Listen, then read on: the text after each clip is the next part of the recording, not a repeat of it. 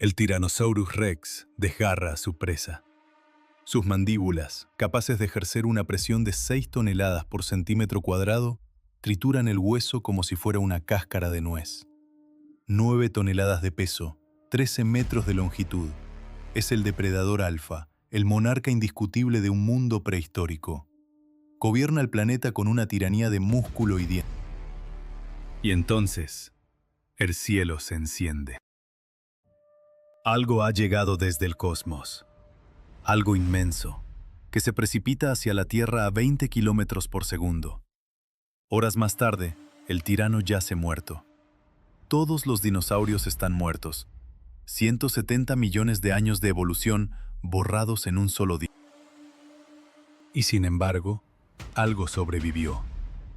La flor que adorna el alféizar de su ventana, sus ancestros lejanos presenciaron este apocalipsis y perduró. ¿Cómo es posible? ¿Por qué una delicada planta demostró ser más resistente que el depredador más feroz de la historia? Para encontrar la respuesta, debemos viajar 145 millones de años en el pasado, al inicio del período Cretácico. El mundo nos resulta casi familiar, casi. El supercontinente Pangea ha completado su fractura. Las masas de tierra se deslizan como témpanos de hielo en un deshielo primaveral. Sudamérica se separa de África.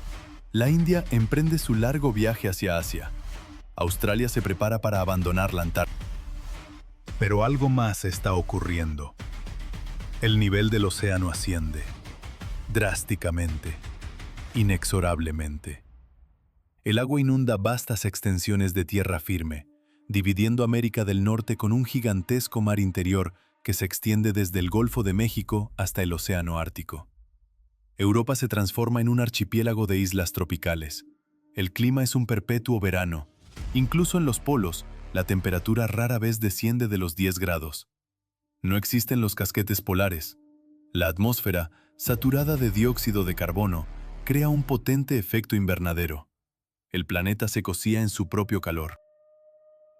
En este mundo antiguo, una revolución silenciosa estaba a punto de redefinir la vida misma. Imagine un paseo por un bosque del Cretácico temprano. Altas coníferas, similares a las araucarias modernas, se alzan hacia el cielo. Bajo sus pies, crujen los helechos. Todo parece anclado en el Jurásico. Pero espere, ¿qué es aquello en el claro entre los árboles? Una flor. La primera flor sobre la Tierra. Su aparición alteró el planeta más profundamente que cualquier asteroide. Las plantas con flores crecían con una velocidad increíble. Donde una conífera necesitaba décadas, ellas completaban un ciclo vital en una sola estación. Colonizaban tierras devastadas por incendios o inundaciones con una eficiencia implacable. Y trajeron consigo algo asombroso: el fruto. Pulposo, nutritivo, fácil de digerir. Para los dinosaurios, acostumbrados a las coriáceas agujas de pino y a los helechos ásperos, fue una revelación. Esta innovación no solo cambió la dieta del planeta, reescribió las reglas de la existencia. La frágil flor, con su capacidad de rápida adaptación y su ingeniosa estrategia de reproducción, demostró que la verdadera fuerza no reside en el tamaño o la ferocidad, sino en la capacidad de transformar el mundo a tu favor. En el corazón del Cretácico, una revolución silenciosa estaba en marcha. Un estallido de color y aroma que transformaría el planeta para siempre. El advenimiento de las plantas con flor. De repente, el mundo tuvo acceso a una fuente de alimento de alta energía, una especie de comida rápida prehistórica que alteró las reglas del juego evolutivo. Con las flores, el mundo de los insectos se reinventó. Aparecieron las primeras abejas y las primeras mariposas, criaturas forjadas en una nueva y delicada alianza. El insecto y la planta iniciaron una danza coevolutiva, un pacto sellado con néctar y polen. Durante millones de años se moldearon mutuamente, entrelazando sus destinos en una de las simbiosis más exitosas de la historia de la vida. Pero esta explosión de belleza no solo trajo consigo beneficios. Las flores cambiaron la estructura misma de los ecosistemas terrestres. Los bosques, antes abiertos y dominados por helechos y coníferas, se convirtieron en densos laberintos de vegetación. Surgió un sotobosque espeso, una maraña impenetrable de nuevas especies que prosperaban a la sombra. Para los dinosaurios, acostumbrados a las vastas llanuras del Jurásico, el mundo comenzaba a sentirse claustrofóbico. El cambio impuso una pregunta fundamental. ¿Quién de los gigantes podría adaptarse a este nuevo mundo y quién desaparecería para siempre? Los grandes saurópodos del Jurásico, los diplodocus y brontosaurios, con sus cuellos que desafiaban los cielos, se encontraron en un planeta que ya no les pertenecía. Al inicio del Cretácico, casi todos se habían extinguido. Estos colosos, magníficos pero inflexibles, no pudieron navegar los nuevos y cerrados paisajes. Pero la naturaleza aborrece el vacío. En el nicho ecológico dejado por los viejos gigantes, surgieron nuevos titanes, los titanosaurios, y eran aún más grandes. El Argentinosaurus, posiblemente el animal terrestre más masivo de todos los tiempos, es un testimonio de esta nueva era de gigantismo. 35 metros de longitud. Un peso que podía alcanzar las 100 toneladas, el equivalente a 15 elefantes africanos apilados uno sobre otro. Una sola vértebra cervical del Argentinosaurus era del tamaño de un ser humano adulto. Una única pieza de una espina dorsal monumental. Estos leviatanes se extendieron por todos los continentes, algunos incluso desarrollando placas óseas en sus espaldas, una armadura adicional contra los depredadores. Se movían en manadas, consumiendo las copas de los árboles, y cada uno de sus pasos hacía temblar la tierra. Sin embargo, el mundo herbívoro no estaba poblado únicamente por gigantes. Los ornitópodos evolucionaban a un ritmo vertiginoso, dinosaurios capaces de correr sobre dos patas con una agilidad sin precedentes. Los iguanodontes del Cretácico temprano eran criaturas versátiles, capaces de caminar tanto a 4 como a 2 patas. Y junto a ellos aparecieron los primeros anquilosaurios, los tanques vivientes del Cretácico. Fortalezas andantes, cubiertas de la cabeza a la cola por un mosaico de placas óseas y púas afiladas. El arma definitiva era su cola. Una pesada masa ósea que, con un solo golpe, podía fracturar la pierna del depredador más formidable. Y donde prospera la presa, el depredador acecha.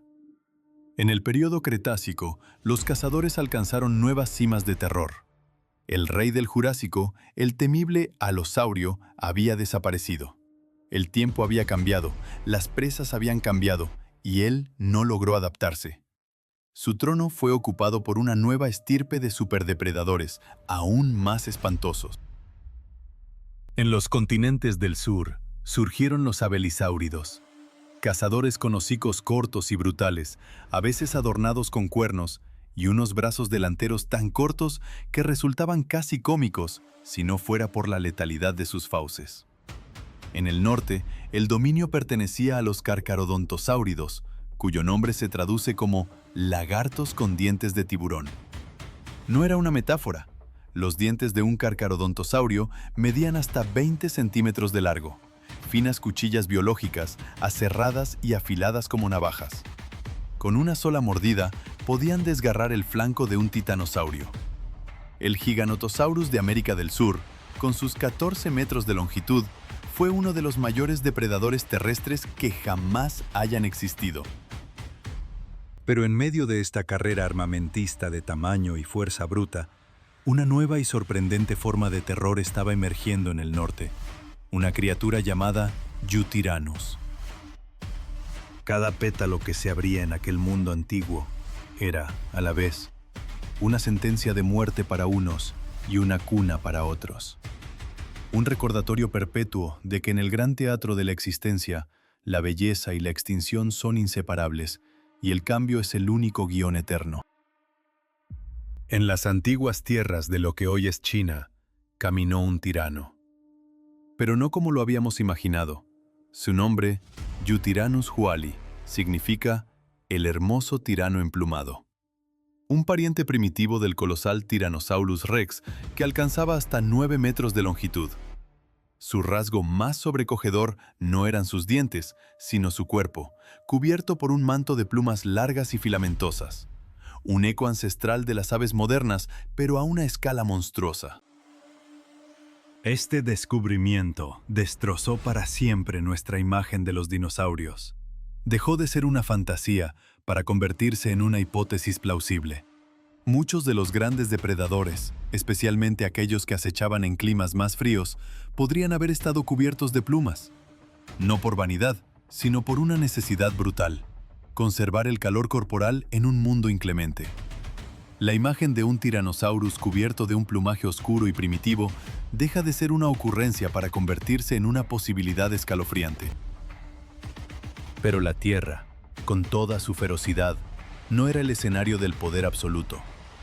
Los depredadores más formidables, los verdaderos monstruos de la era mesozoica, no dejaban huellas en el barro, sino estelas en el agua. Si los dinosaurios eran los reyes de los continentes, los océanos pertenecían a una estirpe de titanes completamente diferente. Durante el Cretácico temprano, las aguas aún estaban dominadas por dinastías antiguas.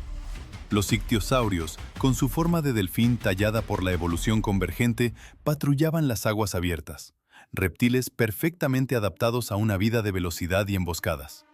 Junto a ellos, los plesiosaurios, con sus cuellos serpentinos y sus 4 aletas poderosas, se deslizaban con una gracia letal por la columna de agua, buscando presas desprevenidas en las profundidades. Pero hace unos 94 millones de años, el planeta desató su furia.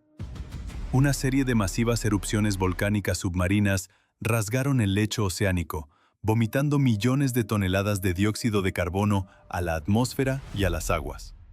El mundo se calentó drásticamente. El nivel del mar subió, ahogando las costas, y las corrientes oceánicas, las arterias del planeta, se ralentizaron hasta casi detenerse. El oxígeno desapareció de vastas extensiones del océano. Se le conoce como el evento anóxico cenomaniano-turoniense, un nombre técnico para un infierno acuático. Las consecuencias fueron apocalípticas. Los ictiosaurios, incapaces de adaptarse, se extinguieron casi por completo. De los majestuosos plesiosaurios, solo sobrevivió un puñado de linajes. Especies enteras de peces, moluscos y plancton se desvanecieron. Los océanos del mundo se convirtieron en vastos cementerios silenciosos, zonas muertas que se extendían por miles de kilómetros.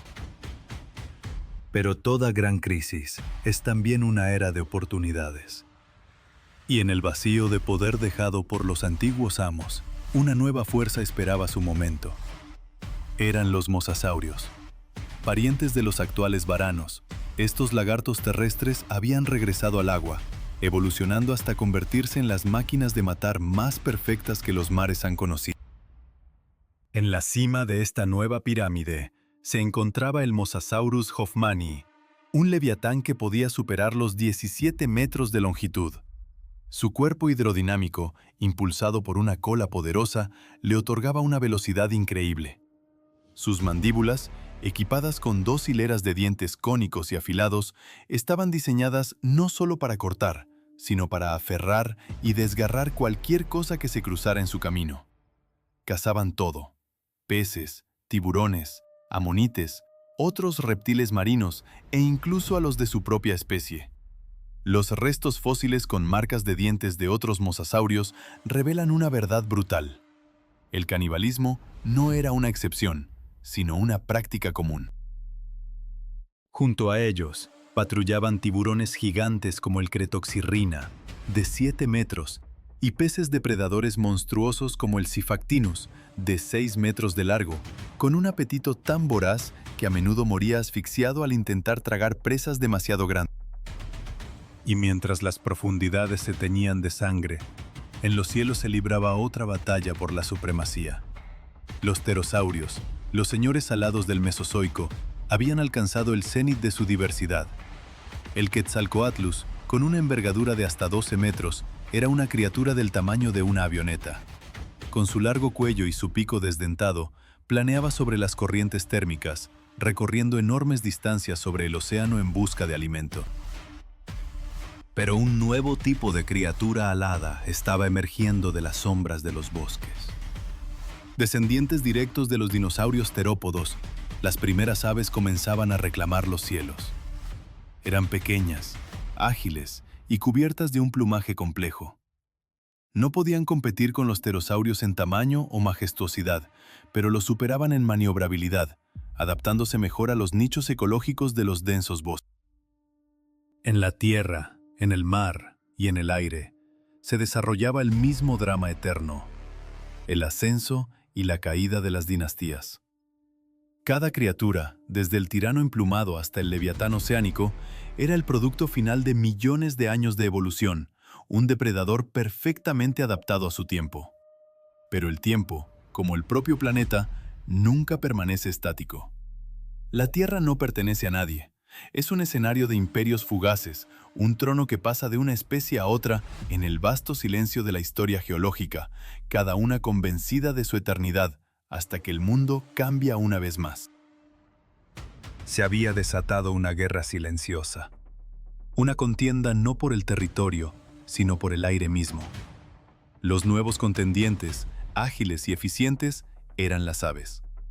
Gradualmente, con una tenacidad implacable, comenzaron a desplazar a los dueños ancestrales de los cielos, los pterosaurios de tamaño pequeño y mediano.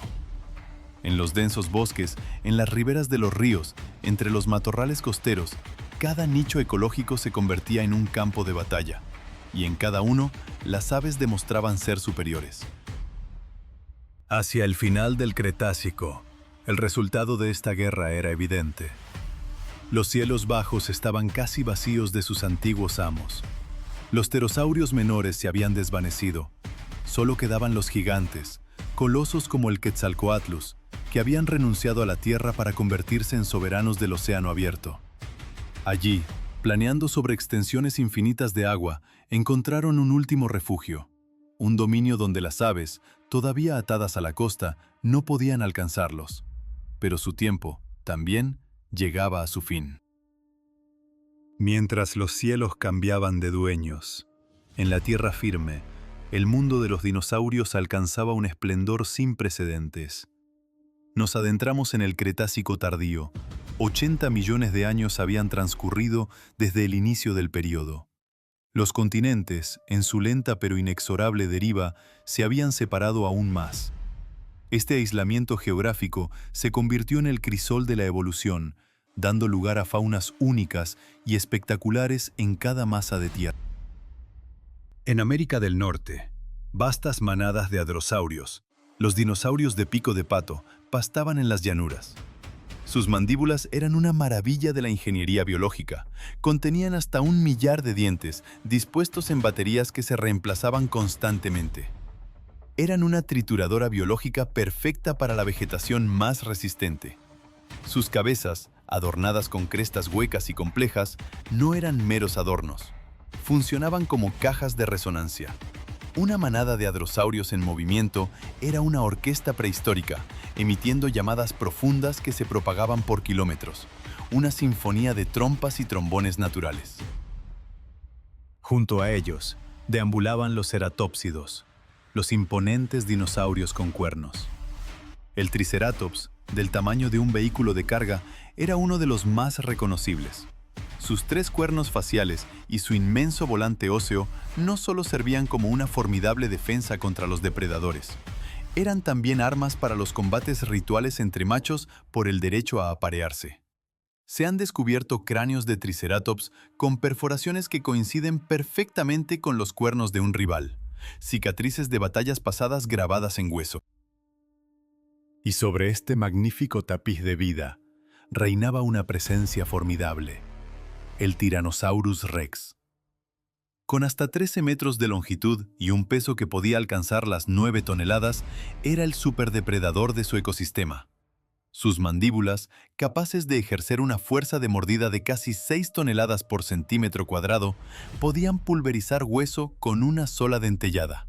Sus dientes, del tamaño y la forma de un plátano, estaban diseñados para desgarrar y triturar. A pesar de su tamaño, podía alcanzar velocidades de hasta 30 km/h en persecuciones cortas. Los adultos, probablemente, estaban cubiertos de escamas, pero la imagen de su juventud es radicalmente distinta. Imaginemos a un joven tiranosaurio, cubierto de un plumón suave, casi como un polluelo gigante, acechando a presas más pequeñas en la espesura del sotobosque. Pero quizás la revelación más asombrosa sobre este mundo perdido es que su dominio no conocía fronteras, ni siquiera las del frío polar. Imaginemos la Alaska del período Cretácico. Llega el invierno. Comienzan 5 meses de noche perpetua. La temperatura desciende por debajo de cero y la nieve cubre el paisaje de bosques de coníferas. Y en esta penumbra helada, entre los árboles nevados, deambula un tiranosaurio. El Nanoxaurus, el lagarto oso polar, un pariente cercano del T-Rex. Más pequeño, de apenas 7 u 8 metros, pero igualmente feroz. Probablemente estaba cubierto por un denso manto de plumas para aislarse del frío extremo. Junto a él, sobrevivían herbívoros adaptados y pequeños depredadores con cuencas oculares enormes, una clara adaptación para ver en la prolongada oscuridad polar. ¿Cómo sobrevivían? ¿Ralentizaban su metabolismo? ¿Hibernaban durante las largas noches de invierno? Son preguntas que aún resuenan en la paleontología, pero el hecho es innegable. Los dinosaurios habían conquistado hasta los confines más inhóspitos del planeta. El Cretácico no solo fue una era de gigantes y cazadores polares, fue también un laboratorio de experimentación evolutiva que produjo seres tan extraños que desafían toda clasificación. Nos regaló criaturas como los tericinosaurios, terópodos herbívoros, depredadores por linaje que abandonaron la caza para abrazar una dieta vegetariana, desarrollando garras descomunales, no para matar, sino para atraer las ramas de los árboles hacia su boca. Cada fósil es un testamento de un mundo perdido, una sinfonía de la vida en su máxima expresión de poder y extrañeza. Un recordatorio de que el dominio sobre el planeta nunca es permanente y que las formas más increíbles pueden surgir, reinar y finalmente desvanecerse en el profundo silencio del tiempo.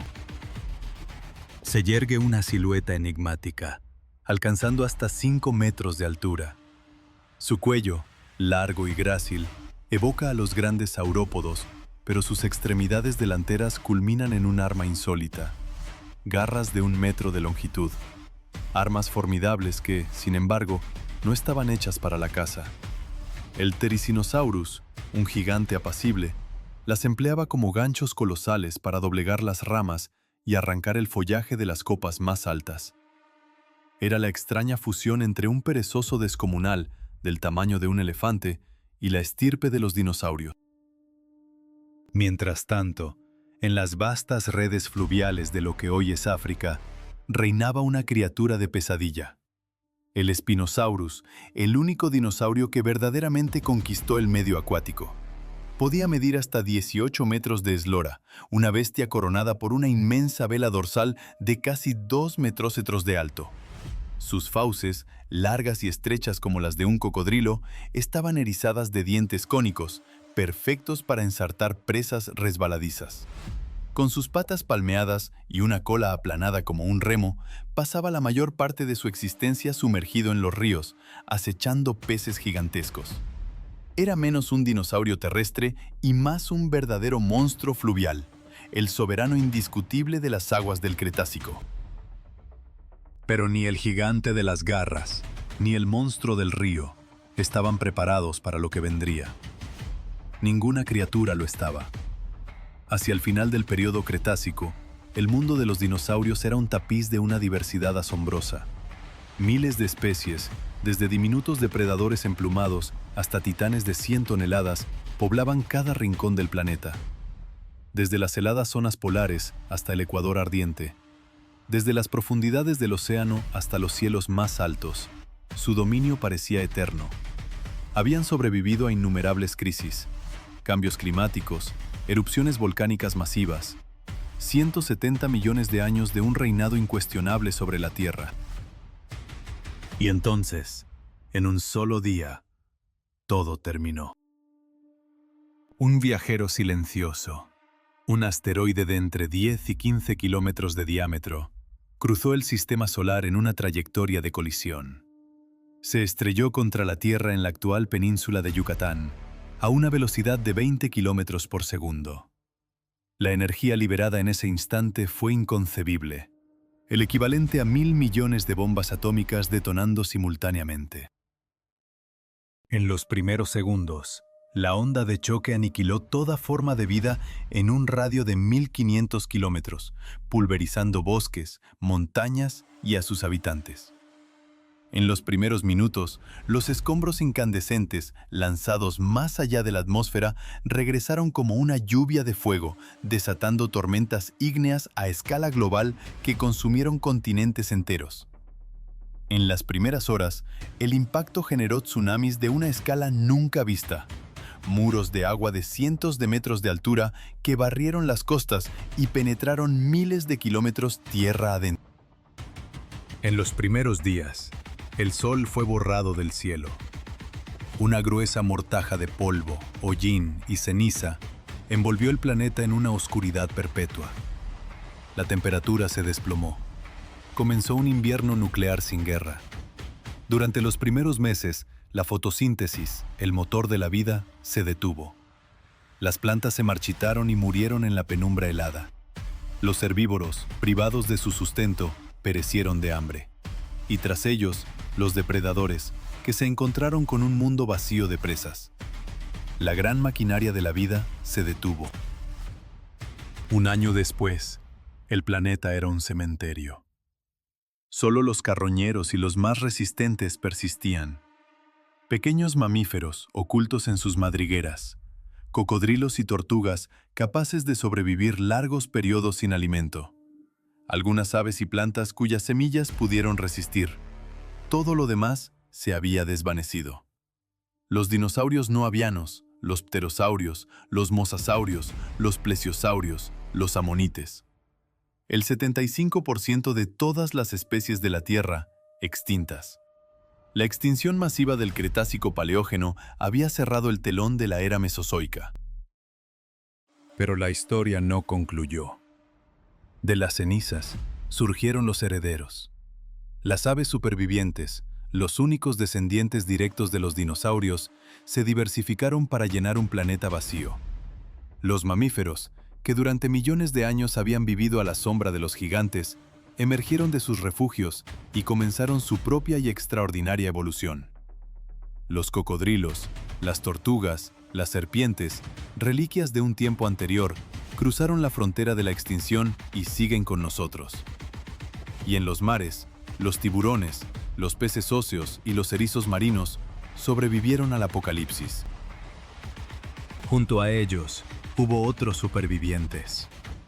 Las plantas con flores, aquellas revolucionarias que habían transformado el mundo durante el Cretácico, soportaron la catástrofe y finalmente conquistaron el planeta. Así que la próxima vez que contemple una simple flor, recuerde que sus ancestros fueron testigos silenciosos de un mundo perdido. Ellos vieron a los dinosaurios. Estuvieron allí cuando el cielo se incendió y cayó la larga noche. Fue un mundo de proporciones inimaginables. Una era dominada por gigantes que reclamaban la tierra, el mar y el cielo. El período Cretácico, un tiempo en que la vida alcanzó una diversidad asombrosa, una explosión de color donde las primeras flores compartían el paisaje con el plumaje de nuevos depredadores. Durante más de 150 millones de años, este dominio pareció eterno. Pero en el vasto lienzo del tiempo cósmico, todo aquel esplendor se extinguió en un solo instante geológico. Un cataclismo que silenció a los titanes y redibujó el curso de la evolución, un recordatorio brutal de la fragilidad que subyace a toda existencia. Su desaparición fue la condición necesaria para nuestra aparición. Hoy, desde la quietud de nuestros laboratorios, contemplamos sus huesos fosilizados, reconstruyendo un mundo que solo podemos visitar con la imaginación. Y en ese asombro, nos conectamos con una pregunta universal. Quizás, en algún rincón remoto del universo, bajo la luz de un sol extraño, otra especie inteligente desentierra ahora mismo los vestigios de sus propios gigantes ancestrales. Y ellos también, al contemplar esos huesos de mundos perdidos, se preguntan cómo fue posible semejante magnificencia y cuán efímero es el privilegio de existir.